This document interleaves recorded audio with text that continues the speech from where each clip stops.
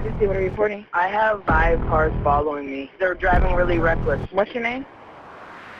Justin. 2003 to 2016 has been described as the golden era of paparazzi. With photos selling for an upwards of $15 million, there were no lines a photographer wouldn't cross to get the shot. From converting celebrity entourage members into personal informants, to engaging in high-speed chases that sometimes led to accidents, court cases, and death. The elusive world of paparazzi, the techniques they used, and the money they made has largely remained a secret, until now. When you think of paparazzi, words like scumbag, leech, and obsessed likely come to mind, especially once you consider how much money they were making at the expense of other people. For example, a photograph snapped by a paparazzi of Britney Spears after she shaved her head sold for $500,000. A picture of Anna Nicole Smith's deceased body inside of a body bag was reportedly sold to tabloids for $1.5 million. And a photo of Brad Pitt and Angelina Jolie's newborn twins were sold for a reported $15 million. In fact, the 5 most expensive celebrity photographs were all taken in a 3-year span, from 2005 to 2008, totaling $31.1 million.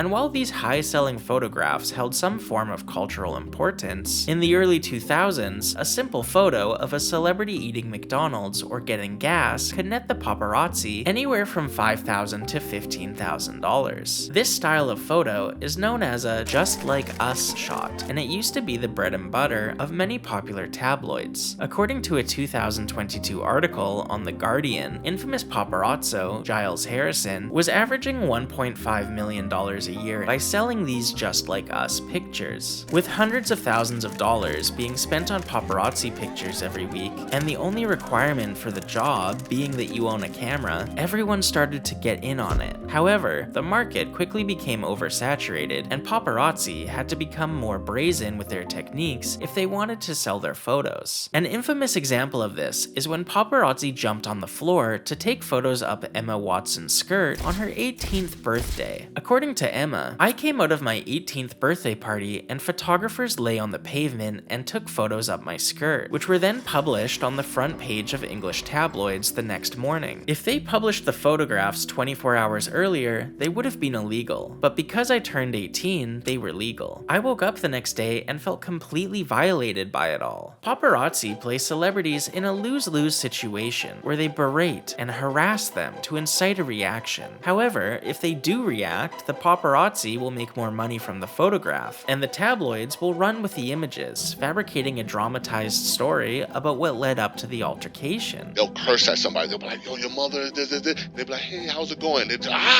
start going crazy. Right. They used to do that to Justin Bieber a lot. So wait, I'd be like, "You blah blah blah. Hey, how are you doing?" Yeah. So that it exactly. seems like they cursed at me. Yeah. Another example of this is when photographer Jill Ishganian admitted in an interview with The Ringer that after following actress Heather Locklear down the street for a while, she called 911 so the police would show up and she could photograph them talking to Heather. She shared in this interview that she sold the photos for $27,000. However, when discussing paparazzi, it's impossible to do so without mentioning Britney Spears. For example, an agency by the name X17 followed Britney everywhere she went, 24/7, 365 days a year, often waiting outside her vehicle to photograph her and follow her to the next location. These photos would regularly be sold to tabloids that would add sensationalized headlines to make her appear crazy, and when she would air frustration with the paparazzi, the headlines became even worse. However, when you look back at these encounters she had with paparazzi in 2007, she was remarkably patient considering the situations they put her in, regularly stopping to answer their questions, letting them get their shots, despite them swarming her like mosquitoes. She's got a pimple under her left lip right there. That's pretty too much fast food. However, as her photos became more valuable, the paparazzi became more brazen with their techniques and began surrounding her vehicle, preventing her from driving away. It was during one of these moments when a paparazzi would start screaming, claiming that Britney had ran over his foot. Gentlemen.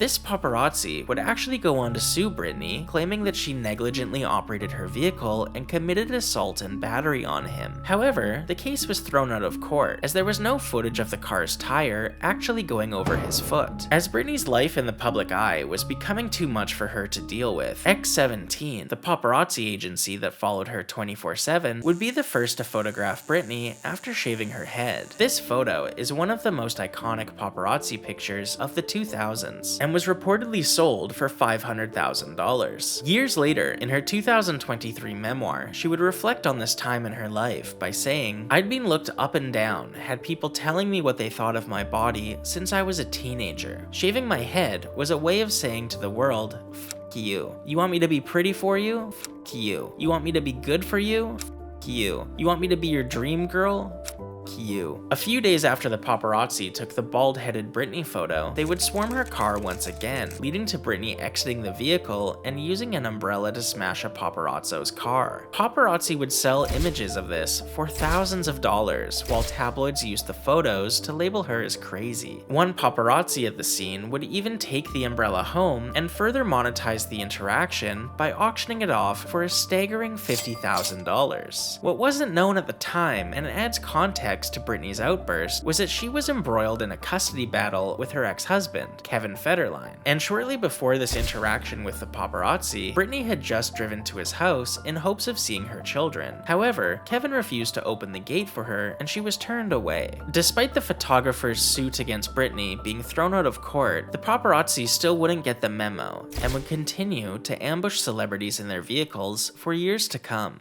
In 2012, Justin Bieber was driving along the Los Angeles freeway when he noticed several vehicles chasing him at high speeds while taking photos of him. According to Justin, cars were coming up right behind me, making abrupt lane changes, not giving signals, cutting off cars. Ironically, Justin was actually pulled over by the police during this run-in with paparazzi and was issued a speeding ticket. However, at no point during this traffic stop did the police tell the paparazzi to get back in their cars and keep driving, and instead allowed them to take photos of Justin with the police, increasing the sale prices of their pictures. After the police left the scene, Justin continued driving, and the paparazzi continued their chase, leading to Justin Bieber calling 911 to report them. 911 emergency, what are you reporting? Hello, I have like 5 cars following me. Do you know the people that are following you?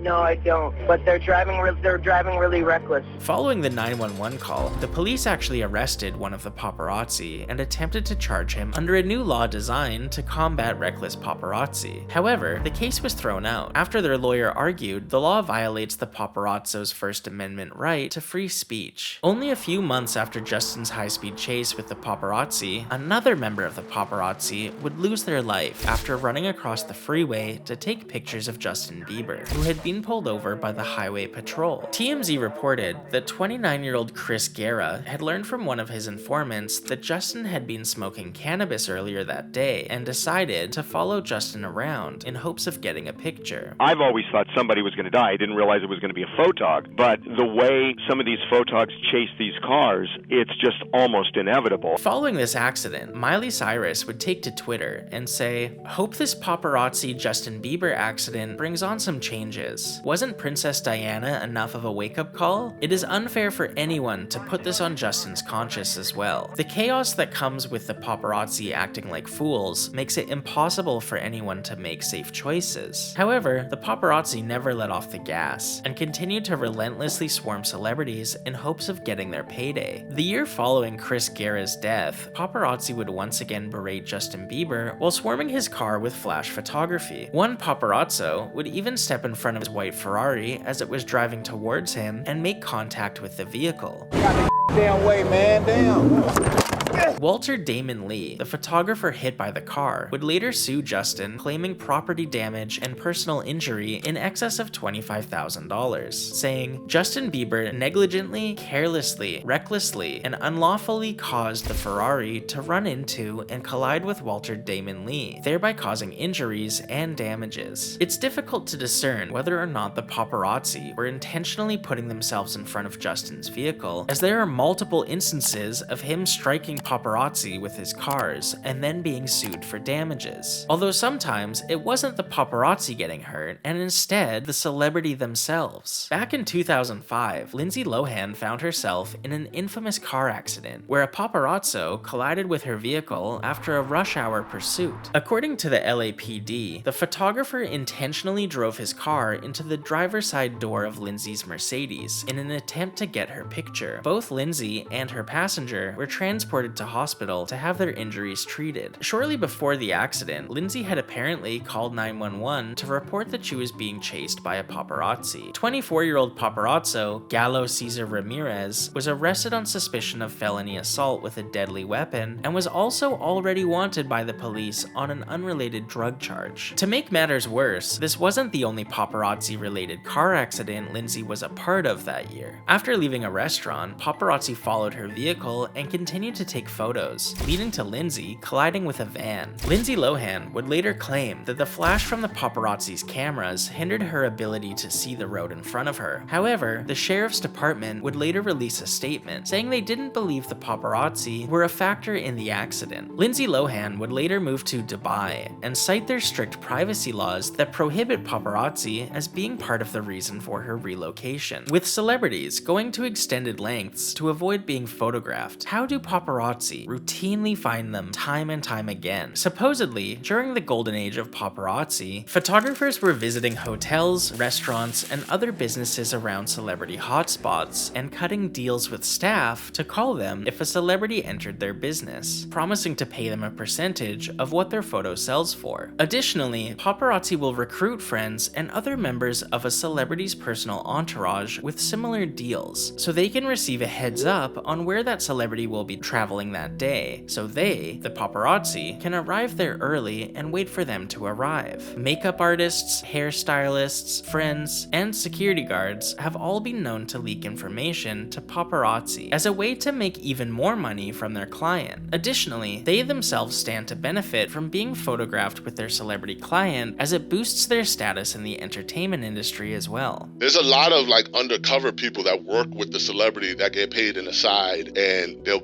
never know who it is. However, without creating a network of informants who are constantly tipping you off on a celebrity's whereabouts, your chances of making much money as a paparazzo are slim to none. You will have to rely on the old-fashioned way of crossing your fingers and hoping for the best. According to the Please Clap podcast, paparazzi without a network of informants will sometimes pose as guests at a restaurant, only ordering water and hoping to find a celebrity dining inside. Occasionally, paparazzi will do the same thing with hotels. Book a night at an upscale hotel in a celebrity hotspot and roam the halls with your camera, hoping to find a celebrity and then photograph them until you're kicked out by security. However, in the age of social media, paparazzi have turned from making millions to struggling to pay rent. According to an article on The Guardian, newspapers and magazines are less willing to pay for pictures when they can lift them from Instagram for free. Giles Harrison, who is making an average of $1.5 million a year in celebrity picture sales, would even say, "I know so many people who are giving it up or struggling." According to BBC, those just like us pictures that once were selling for $5,000 to $15,000 now only sell for $5 to $10. With the golden era of paparazzi behind us, the industry has had to take a new approach to celebrity photography, one that's more respectful and mutually beneficial. While paparazzi used to thrive on capturing unflattering, less than favorable moments of A-list celebrities' personal lives, today they work directly with lower-tiered celebrities and their management to capture them as positively as possible. In 2023, you rarely see A-list celebrities like Beyonce, Taylor Swift, or Jenna Ortega being chased by a horde of paparazzi, jumping onto their cars and engaging in high-speed chases just to photograph them. Instead, you mostly see reality TV contestants from shows like Love Island and Big Brother being photographed by paparazzi. According to paparazzo Aaron Parfit, "I think a lot of people are quite dumb to how it works. These celebrities are ringing us." Aaron estimates that 80% of his photos are set up in advance, saying, "I've been on holiday with celebrities. Most of them are reality stars. We go to Spain, shoot 6 bikini sets, and stick them out throughout the month. These photos will then be edited and signed off on by the celebrity before being sold to publications." According to celebrity photographer Giselle Parchotom, the people who make it are the ones who are regularly appearing on male online. Love Island people will go out to be photographed. They have their guy. Almost all of what makes someone a celebrity comes from public perception, and the public expects celebrities to be photographed by paparazzi. This means that if you want people to consider you to be famous, you need to look famous. Gone are the bloodthirsty days of paparazzi doing whatever necessary to get the shot, and welcome to the era of paying paparazzi in hopes of becoming relevant. According to Chad Teixeira, the chairman of the celebrity PR firm Daddy the Agency, for lower tier celebrities, being papped regularly helps them to increase their social media following and secure brand work. Higher tier celebrities are only papped while on promotional tours for their latest project. This is partially why we've seen the rise of influencers and TikTok stars being caught by paparazzi. However, now that the dust has settled, many paparazzi denounced that 2003 to 2016 golden era and referred to it as a dark period in their lives. However, it's hard to say whether or not they would feel that way if they were still able to make the kind of money they were then. Part of the social contract you sign when you become a celebrity includes people wanting to take photos of you. However, there's a massive difference between a paparazzi photographing you while walking down the street and a personal friend of yours secretly reporting your location, putting your life in danger so they can make some money from you being photographed. Both the lives of celebrities and everyday citizens were put in danger by paparazzi going to extreme lengths just to make some money. And as easy as it was to enjoy these photos, today it's difficult to not empathize with the victims of paparazzi. Imagine having a horde of people surround your vehicle, refuse to leave, and continue to photograph you every time you wanted to go somewhere. And after you try to get away from them, they sue you, alleging you hit them with your vehicle. You try and vent your frustration to a friend, only for them to tip off the paparazzi on your next location so they can also make money from you. It was a toxic time, and it's difficult to sympathize with paparazzi complaining about not making enough money anymore.